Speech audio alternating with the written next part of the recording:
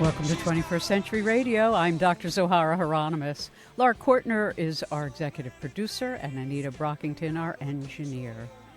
Recently, I did an interview with author Ben Montgomery on his book, Grandma Gatewood's Walk, the inspiring story of the woman who saved the Appalachian Trail. This hour, we're not going to talk about 2,050 miles of trail, but we are going to talk about 210 acres of woodlands and trails right here in my hometown of Baltimore County. Joining us this hour is Brooks Paternotte, who is the executive director of the Irvine Nature Center. Founded in 1975, the Irvine Nature Center has earned a reputation for providing quality environmental education for all ages. They're located in the Caves Valley region of Baltimore County. They provide programs for Baltimore area schools and the public. They also offer a number of special events each year. Irvine Nature Center is a nonprofit educational organization offering programs of environmental studies and natural science to children and adults of the greater Baltimore area.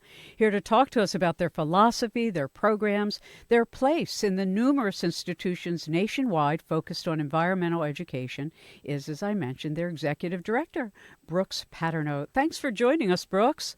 Thanks for having me, Zoe. It's great to be with you again. Always a pleasure. I think we try to do this at least once a year. Yes.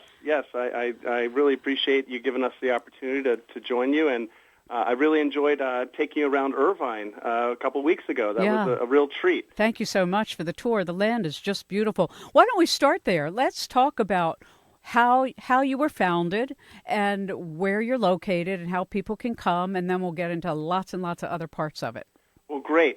Well, as you mentioned, we were founded back in the mid-'70s, and at the time, we got our start at St. Timothy's School, which is on Green Spring Avenue, not too far from where we are now.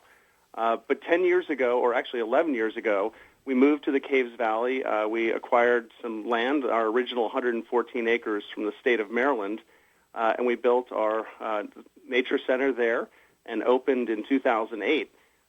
Most recently, a few years ago, we were given a significant grant, and we were able to purchase 96 more acres adjacent to us. So, as you mentioned, bringing our total land up to 210 acres here in the Caves Valley.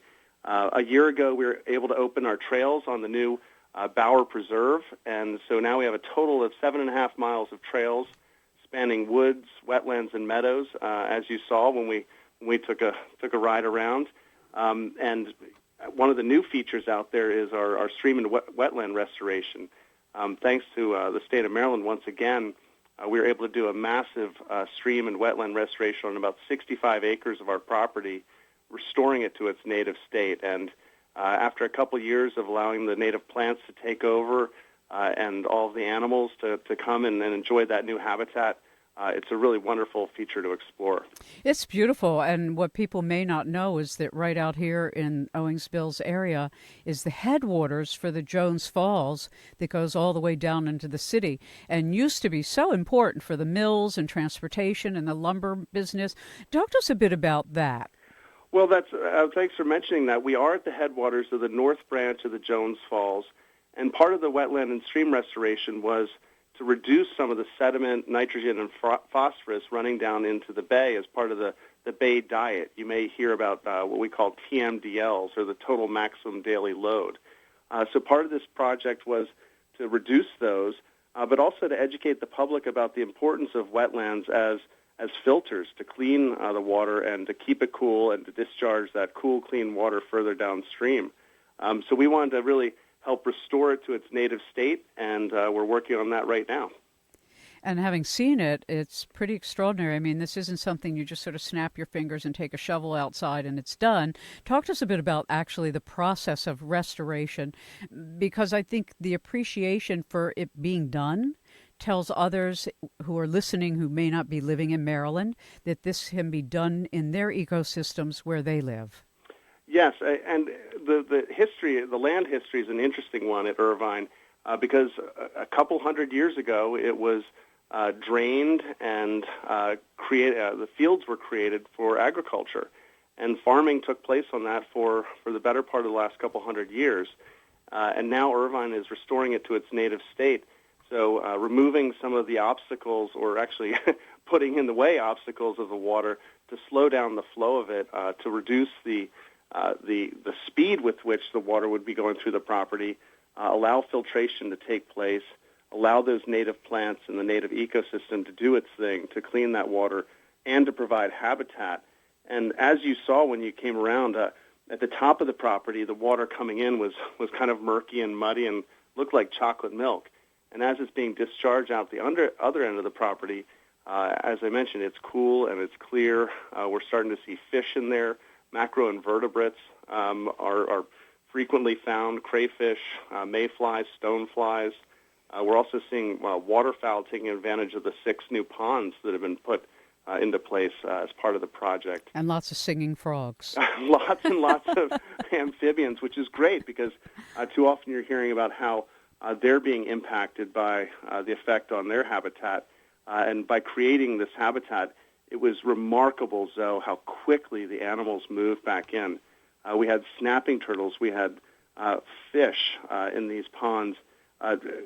Within 6 months of them being completed, it was absolutely extraordinary. When you build it, they do come. Yeah, and I think that's such an important point because oftentimes, people are talking about the extinction, the race to extinction that we're in right now. And I feel like, yes, we all know that we're in dire straits, but the resilience that nature has when we attend to her is something that if we can honor it, we don't have to be so pessimistic, we can get active.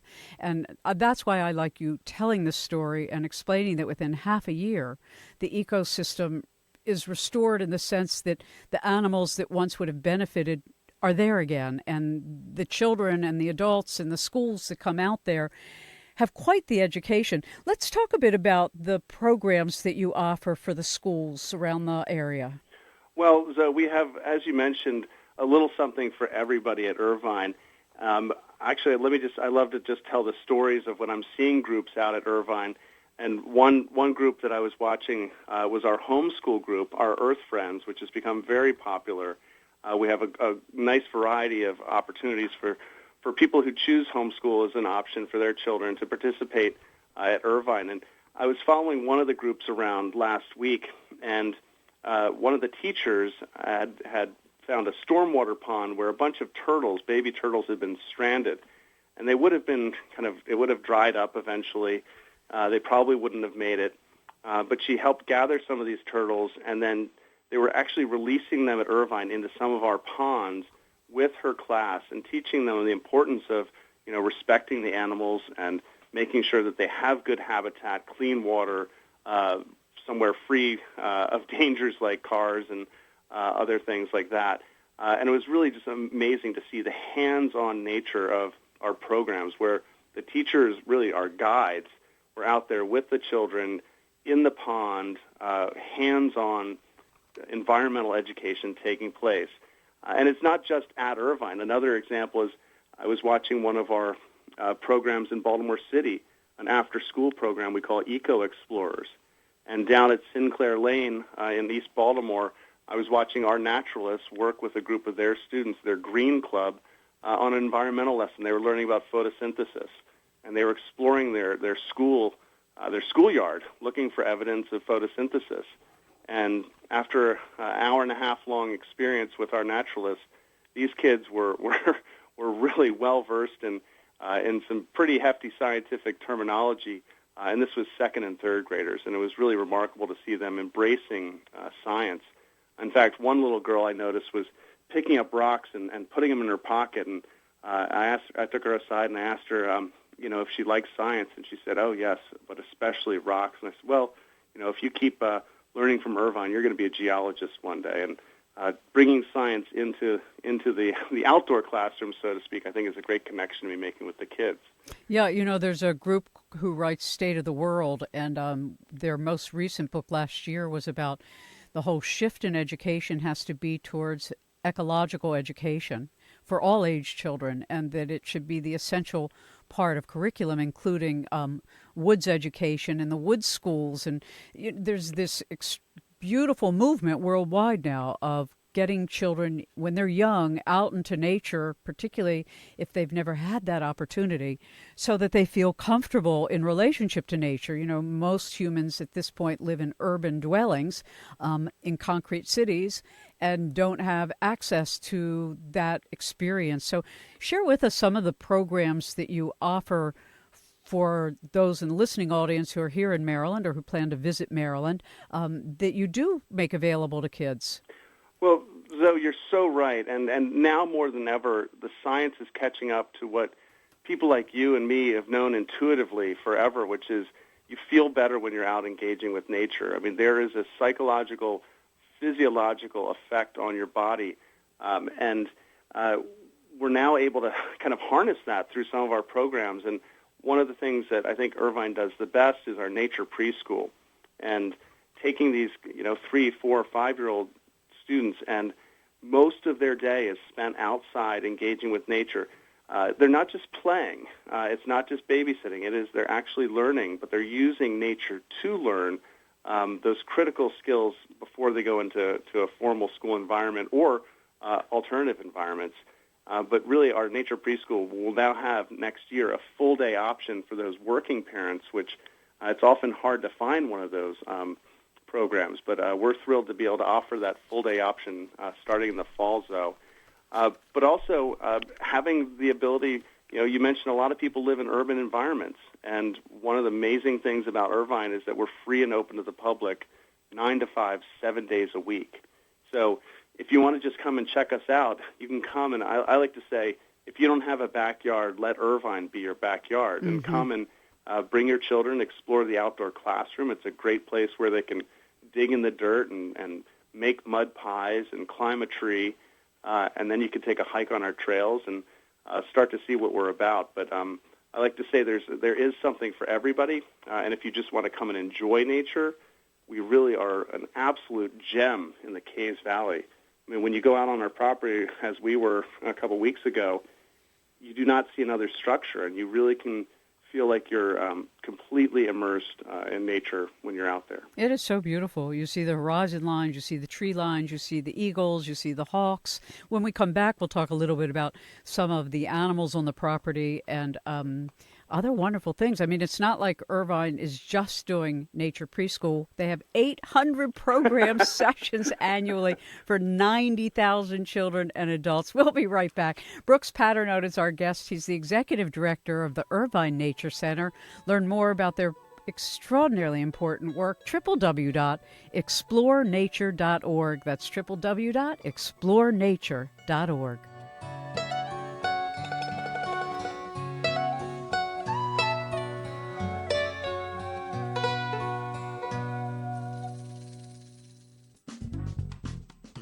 Hi, this is Rick Houston from Primitive Cafe. You can find us on Facebook, and you're listening to 21st Century Radio with Dr. Zohara Hieronimus. Welcome back to 21st Century Radio. Don't forget that all of our shows are archived for free online. You can also find us on Facebook, you can find us on YouTube, and you can find us, where else are we found? In iTunes. Oh, yeah, iTunes. Joining us right now is Executive Director of Irvine Nature Center in Baltimore County. His name is Brooks Paternotte. And Brooks, talk to us a bit about the programming. I mean, 800 programs a year, and they are wonderful programs. I come to as many as I can. Well, we do a lot, so. And let me just talk a little bit about, I mentioned some of our childhood programs. Let me talk a little bit about some of our adult programming. One of the most popular series is our Eat, Drink, and Learn series, where you come and it's a dinner, but then also a lecture, and we run those. They're actually the third Thursday of each month during pretty much the regular school year, so starting in September and ending in May. And you can check out our website, explorenature.org, and see what's up for next year. But I know we're having Rona Cabell, one of my good friends, an expert on the Bay, coming to talk about bivalves. We also have a representative from the contractors who did our wetland and stream restoration project, talking about the importance of stream and wetland restoration. And I know we're kicking it off with a lecture on woodpeckers, one of a common bird around here, and there's several species that we often see. in and around Irvine. So those are wonderful opportunities. And then we also do a couple of luncheons as well. I wish I came to recently. It was wonderful. To the one on the Woodland Garden, which our newly expanded Woodland Garden, which is now about 2 acres of enclosed space with hundreds and hundreds of different spring ephemerals. It's the best time to come is April, as you did, and it's a wonderful place, very peaceful place to come and enjoy nature. It's such a beautiful education because you get to see all the indigenous plants that if the deer weren't eating them would still be in our woodlands. But because we have so much development and so much loss of territory for the deer themselves, they are now moving into general areas, eating the understory because they just don't have enough grazing land. Yes, that's true, and it's sad because they are impacting a multitude of other species, and we're seeing the ripple effect, and you'll notice in some areas where I call it the see-through forest, where there is no understory. That's what we have. On 40 acres, you can literally, no matter what time of year, look right through, even in the summer. And that's where, another thing, wonderful program coming up at Irvine this summer is our annual native plant seminar and sale. And that's where people can come and you can sign up for the seminar, and we have wonderful lecturers. I know Frank Dudek from Arbor Valley Tree Service is going to be talking about the importance of native trees. And that's a wonderful opportunity to not only learn, but then also purchase some of the species that you can plant at home and help to rebuild some of that understory.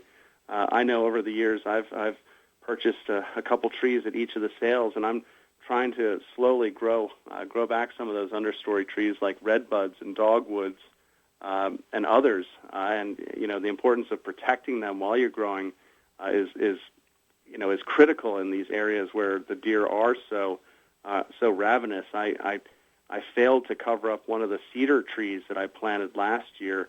It just slipped, and I was looking at it the other day, and it's just a little twig sticking out of the ground now. The deer rubbed it raw, and that tree is now gone, unfortunately. But join us in August for our native plant seminar and sale, which is a perennial favorite for adults at Irvine. Oh, it's lovely, and it's been going on for all these years. One of the things you also have, and because the summer, are you all filled for your summer nature camps? Well, Zoe, I'm getting a little nervous because tomorrow is the first day of camp, and I just can't wait to welcome campers to Irvine. It is one of our most beloved programs, and we do still have spaces available throughout the summer, but we are going to be welcoming a record number of children to Irvine for summer camp. And I was just flipping through our camp brochure and looking at some of the offerings, and there are just some fantastic opportunities for kids to get outside and engage with nature. And really that's from 2 to 12-year-olds can enjoy our summer camps. The youngest ones come with a caregiver and child camp, all the way up to our venture camps for 10 to 12-year-olds. And I know my kids are going to be signed up for a couple weeks at Irvine. One of my favorite things is the Thursday night campouts for the adventure campers, and getting to spend the night at Irvine at the Native American site or yeah. Wait, talk to our audience about that, because that was one of my favorite things to see, how the old longhouses were actually made and what it would be like to live in one, and you can experience that now at Irvine Nature Center. Yes, well, thanks to our friends again at the state of Maryland. Actually, Delegate Shelley Heddleman approached me, and we worked out a project for the state to support at Irvine, where we rebuilt a Native American site with authentic materials harvested from Irvine's property, built in the authentic way. And we now have a longhouse, a wigwam, and a second wigwam under construction.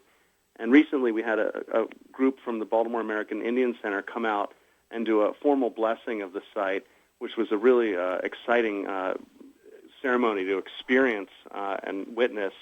And they really thought that we had done a great job in representing their culture. There's some interpretive signs out there, so people who visit who are just hiking along can learn. But we're also doing field trips for school children to come out there. And as I mentioned earlier, one of our summer camps certainly focuses on Native Americans and learning about them. And then spending a night out there at the site, which I think would just be fantastic. I'm sitting moving around the in. Campfire. I think next time I run away, I haven't run away since I was 19. No, since I was find you there 17, in the sorry. And before that, I think I was, how old was I? 9 when I ran away to the woods and hid in the doghouse. So I now know where I want to run to, Irvine's wigwam. So Well, it was a fun project, and it's going to be an ongoing project for us at Irvine. As you saw, our canoe is partway done. We're hollowing that out. We're starting with Three Sisters Garden. That'll be growing soon and starting to sprout. And then also the Baltimore American Indian Center is going to come and help us construct a medicine wheel on the site, too. So a lot more to come there and a lot to see out there already. it's very exciting. And when the weather is not perfect or it's very cold, there are things to do inside if you're visiting. So share with our audience a bit about the interactive exhibit that is free of charge. Again, there is no entrance fee to come to Irvine, to go and take walks, to explore the area, etc., and also to take part in their interactive exhibit. Right, yes. We are member-supported, so I encourage people, if they do like what they see and experience, to become a member, and that's a great way to support us. But yes, the exhibit hall is free and open to the public 9 to 5, 7 days a week.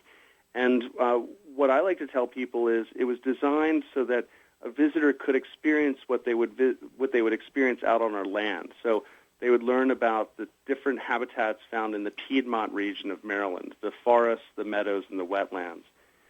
We also have in the exhibit hall some of our live animals on display, and those are the animals that you would encounter in the different habitats in the Piedmont region. So you might see a gray rat snake, you might see a milk snake, our box turtles. As you get further towards the wetter part, the Maryland diamondback terrapins, and then also one of our favorite species, although not native, is the honeybee. And we have an observation hive in part of the exhibit hall that I know the kids love to go and look for the queen in the observation hive. But there's lots to see there. We have about 65 animals, not all of whom are on display, but many on display, and the rest that we use in our educational programs. And you also have an aviary, and you're building a bigger one where you take in wounded birds who would not live in the wild if they were on their own, and are given homes and then cared for, kind of sanctuary. Our aviary has served us well.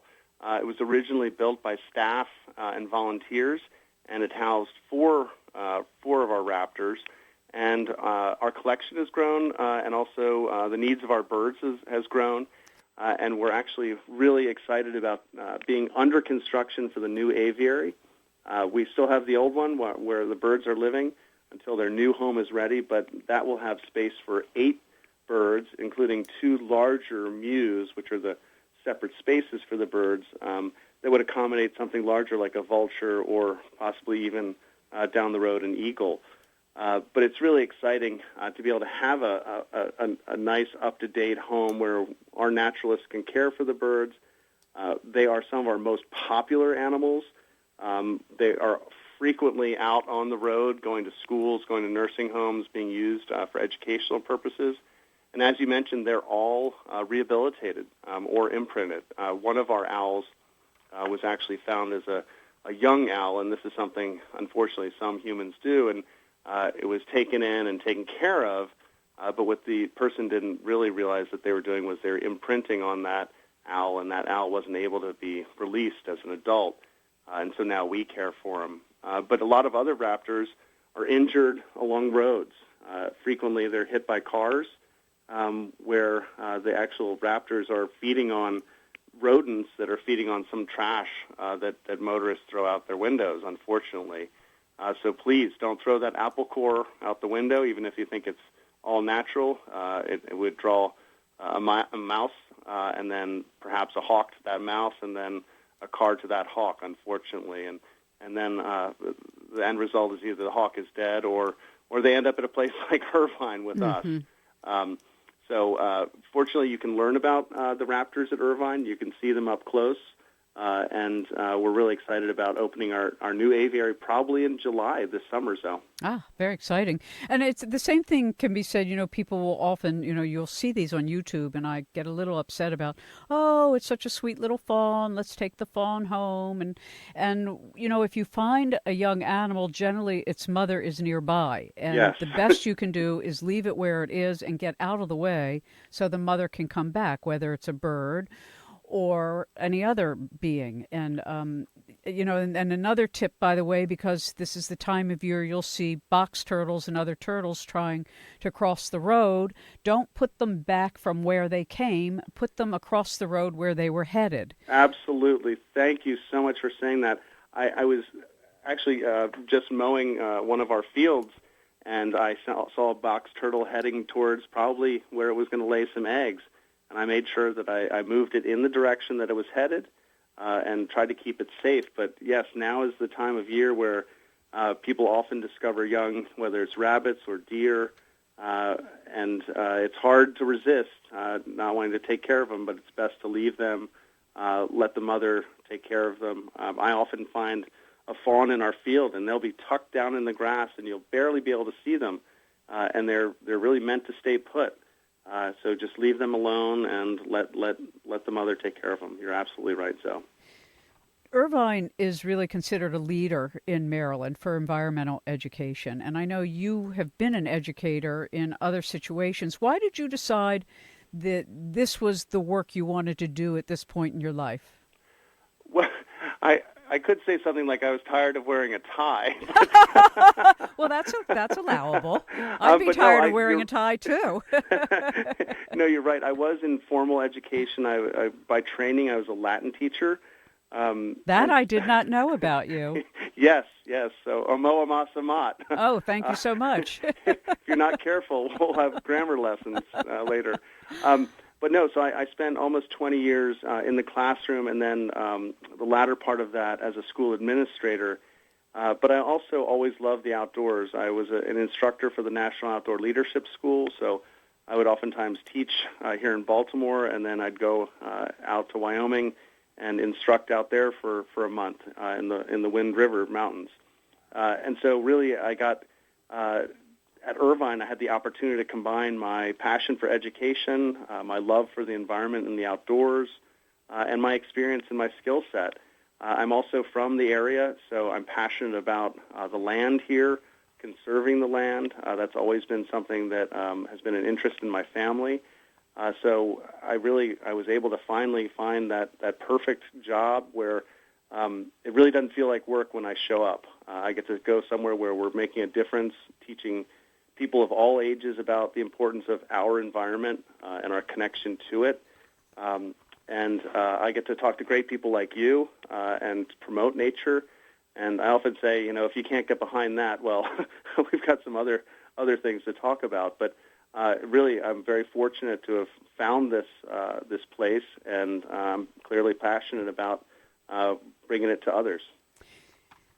The center does a beautiful job, I think, of not only introducing new people to the environment in ways they may not otherwise have an opportunity to participate in, but also your building is special. Now, we're going to take a break, and I want you to share with our listeners a bit about the actual facility, because that also is part of the education. Sometimes education is localized into a particular thing, and it's not universal. So I like to think of Irvine Nature Center as having done the universal way that everything is keeping within, an ecological perspective, including the roof. Yeah. We'll be right back. Brooks Paternotte is our guest. He's the executive director of the Irvine Nature Center. They are in the Baltimore County area, right off of Garrison Forest Road, and you can learn more at their website, get directions, sign up for programs, take part all year long. They offer programs for adults and children. Go to www.explorenature.org. That's explorenature.org.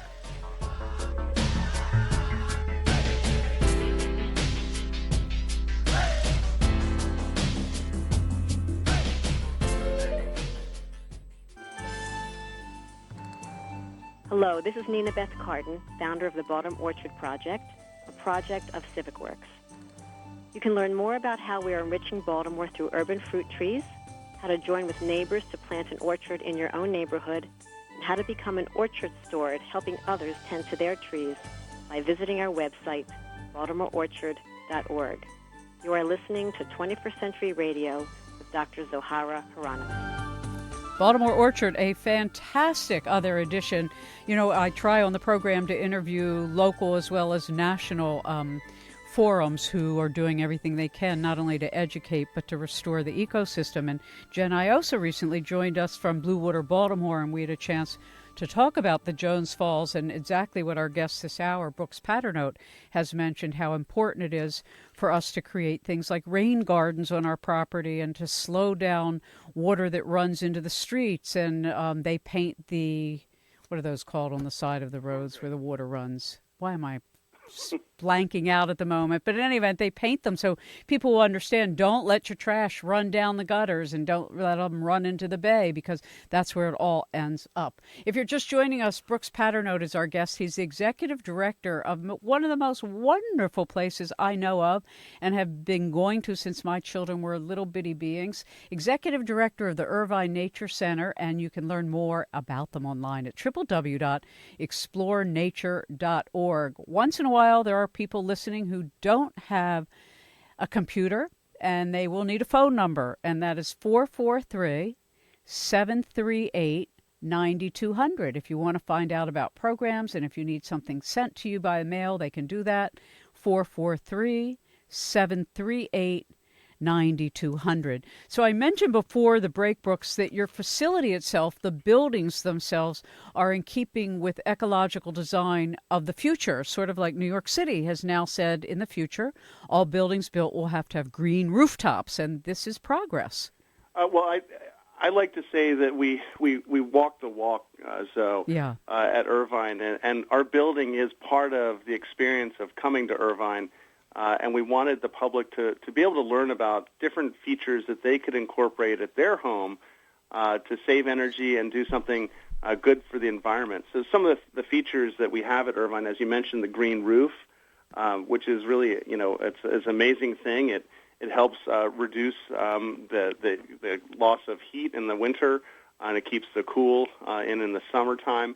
It also creates a permeable surface, so it's not an impervious surface. It's a permeable surface where the water actually goes into that and the plants grow as a result. And that's actually, we got to get up and weed ours soon. That's one of our annual activities, is getting out on the roof and weeding the roof. Some of the other features, we run on geothermal heating and cooling. So that's using the Earth's temperature, the consistent temperature down in the earth, to heat and cool, and that's really saved us a lot of energy. We also run on hot water that is generated through solar power, another thing that you can do at your home.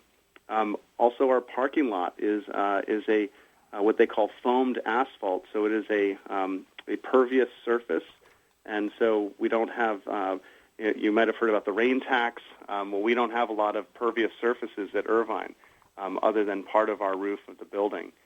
So anything that falls on our parking lot actually goes through that parking lot into a stormwater management system. So none of that stormwater actually leaves our property. It all stays there at Irvine. Oh, wonderful. And I did remember what the word I was looking for, storm drains. Storm drains. In the city, the storm drains collect so much garbage, and then it goes out into the bay. And that's what Blue Water Baltimore, one of their projects, is to really try to educate the community that if you throw something out your window into the city street, it ends up in the bay. It doesn't look that way to you, and it's just so important. So they paint these storm drains, beautiful colors. The children's paint them, just to remind people that it's very important. And everything each of us does counts. Yes, and we're at Irvine, we're big fans of Blue Water Baltimore. We're actually good partners with them. One of our projects in Baltimore City is working at a school down at Bernard Harris Elementary School, where we're going to be removing some blacktop there and putting in a natural play space and some gardens with the help of Blue Water Baltimore. So they're a great partner. I like to think of them as being one of our downstream partners along the Jones Falls. And Jen is doing wonderful work there with that organization. and we're lucky to call them friends.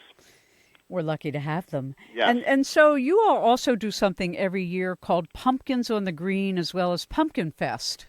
Yes. Well, now is not too soon to be thinking about fall events, particularly when you're a nonprofit and organization like Irvine.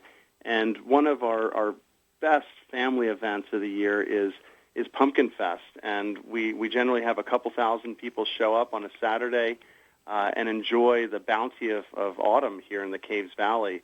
I'm fortunate. I get to usually drive the hay wagon ride, which is a lot of fun for me to get to drive the tractor for the day and enjoy the families coming and exploring nature with us. But that's a wonderful event. Everything from face painting and pumpkins to cider making, different crafts. I know we usually have pony rides, hay wagon rides, music, food. It's a great event for families. And then also in October, we have Pumpkins on the Green, which is our, as we call it, our ungala, which is kind of jeans and casual fun with hay bales, good music, good food, good beverages, and just great friends coming out to support Irvine. And that's in October. And we're always looking for people to be underwriters, corporate sponsors for that, and help Irvine do what we do. As I've mentioned, we are a nonprofit, and we have a lot of work that we do that is mission-based, where we work in Baltimore City or in under-resourced communities around Baltimore County, and we don't get paid for that work, but we find it's really important to provide environmental education to anyone in our region, and that costs something. And so when you support Irvine, you're supporting getting our naturalists out into those communities and helping them learn about the environment too. And I also know, because I came to one, you have weddings, what are called green weddings, at Irvine. And so people in the audience, if they're thinking, well, maybe I'm not going to come walk the 6.5 mile trail or 7.5 mile, I am. Maybe I don't want to explore 210 acres, I do. But I would love to hold a wedding. Yes, and it's a wonderful, wonderful place to have a wedding, have a mitzvah, have a family reunion, a corporate event, because when we shut down at 5 o'clock, there's still 210 acres out there to enjoy.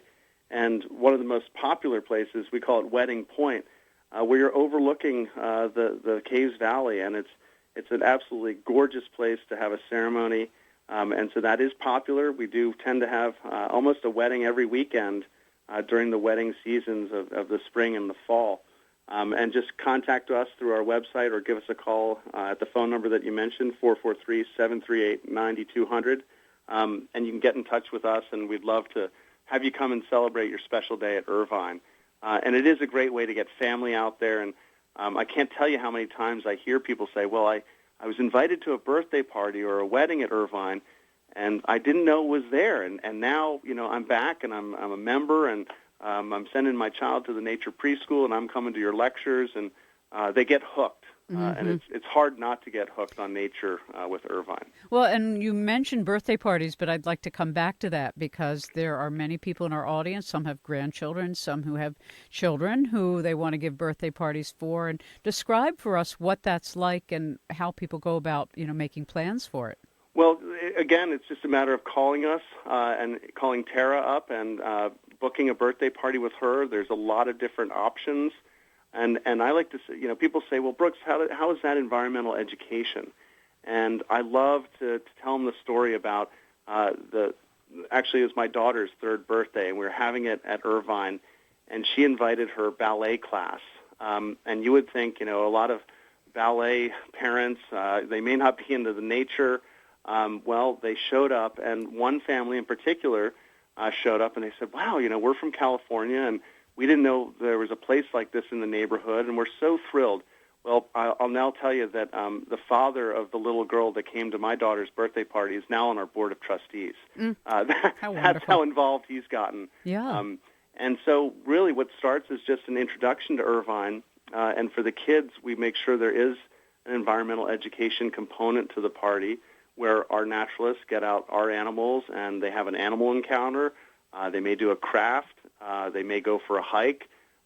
My daughter, her her theme of choice was to go out and build fairy houses out in the woods, where they would collect sticks and moss and rocks and build their little fairy houses out there. And I can relate to that, and that was perfect for the ballet class. It's very sort of simpatico. Well, and it gets the kids outside, and they're actually, they're digging in the dirt, they're touching natural materials, and there's not the plastic, there's not the balloons. There's something authentic about it, and it's a wonderful way to celebrate that special day with your child. And I can't tell you how many people come to a birthday party at Irvine, and they're back for more. No, it's a wonderful introduction, a wonderful gateway. Are there things we haven't touched on? I mean, truthfully, I joke about it when I was on the board for 8 years, and I would look at just the quality and the quantity of programming, because I once did programming for our own institution, a different one, years ago, and it's a rigorous undertaking. 800 programs is unbelievable. It is a lot, Zoe, but we like to try to keep it fresh. We're always looking for input from the community to tell us what they're interested in learning more about. Some of our best new ideas come from community members saying, hey, Brooks, I want to learn more about this. And that's a great way to give us ideas. And you'll oftentimes find those listed under our public programs. If you become a member, you get our newsletter, and there's a list. Wonderful newsletter. I'd like to congratulate. Understory. It's a Actually, somebody's publication. Still putting something in print, and it's something you can keep, you can pass around, you can give it to your children, your grandchildren, you can mail it somewhere. And it's got all sorts of great opportunities listed in there, depending on the season. So we do that quarterly. So there's seasonal opportunities for adults, for children, for families. There's always a free member opportunity in there as well. We like to take good care of our members. And I know coming up in the fall, we do a square dance, which is loads of fun for the families, too. I should mention, and I'm sorry to do this on 680, but I do also have a little segment on WYPR each week called The Nature of Things, where I talk about the local flora and fauna. So please tune in if you don't mind the competition. No, that's wonderful. I'm so glad to hear you're doing something like that. Do you also post your interviews so that people can listen to them later? You can go to wypr.org, and the program is called The Nature of Things. And we have almost 300 of our episodes archived there. They're little 4-minute segments. If you want to tune in, we actually broadcast at 4:44 on Tuesdays during All Things Considered, and it's a great little respite from the news day when you get to listen to me talking about exploring nature. Good for you. That's wonderful. So when I have come to Irvine over the last 30-some years, which I have, one notices the change in people's awareness. And could you speak to that for a moment? Because you've really been part, as you told us earlier, you've participated in the natural outdoor leadership, and I learned from you that your dad is also very involved in trails. And yes, it must be in the DNA, Zoe. It's wonderful. I'm so happy about it. But I do think we are at a time where awareness about the environment is in front of more and more people. And I don't want to be doom and gloomy and say we're at a critical time for the environment, but we really are. And I see the place for an institution like Irvine being really important at this time to get the younger generation inspired about the environment, passionate about it, taking care of it, empathizing with it, because otherwise it's not going to be there. And if it's not there, we're not going to be there with it. And that is a scary thought. And I want there to be places like Irvine for my children and my grandchildren to explore. And we have to have that next generation of stewards. And fortunately, and I'm a part of a group of nature center administrators out there where there are hundreds and hundreds of nature centers like Irvine across the country that are doing what we do. And it's so important to make sure that these institutions are well supported, that they're well attended, that they're well cared for, they're well governed and well led. And that starts with going out there and visiting and taking advantage of their programs. And if it's not Irvine, I encourage you to go and find your local nature center. There's a lot of great ones around Baltimore. part of the Baltimore County parks with Lake Roland and Oregon Ridge, Soldier's Delight. There's some great ones out there that are supported through Baltimore County. So lots of opportunities to engage with nature, and now is as important time as ever to get people outside. Do you happen to know, it's a beginner's question, whether or not the trail systems in Maryland are connected?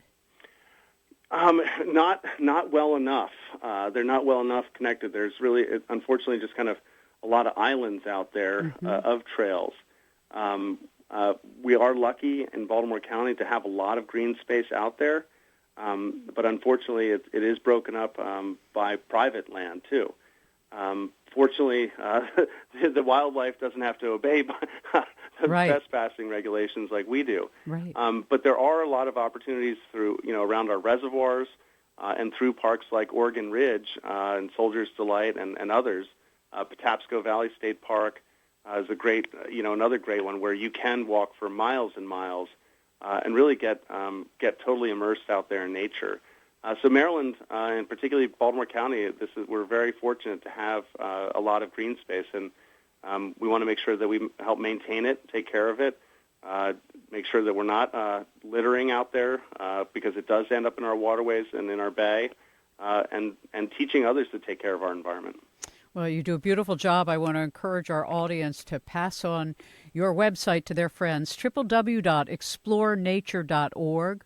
Irvine Nature Center's phone number is 443-738-9200. That's 443-738-9200. Know that you can go there for a program, for a wedding, for a sleep out, for a school outing, whatever. You can do anything. 443-738-9200, www.explorenature.org. And thank you so much, Brooks, for being with us. Stay connected and stay informed on the #1 news talk station, Talk Radio 680, WCBM, Baltimore, and WCBM.com.